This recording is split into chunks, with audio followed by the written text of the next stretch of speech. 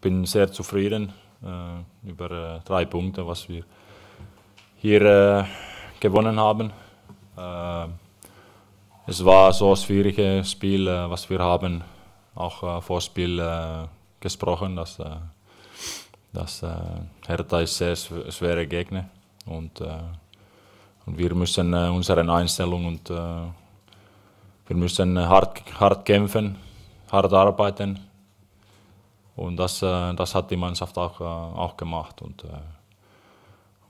zweite Halbzeit hat Hertha uns ein bisschen unter Druck gesetzt und wir hatten gute defensive Leistung heute geleistet und ein Tor mehr gemacht als Berlin. So.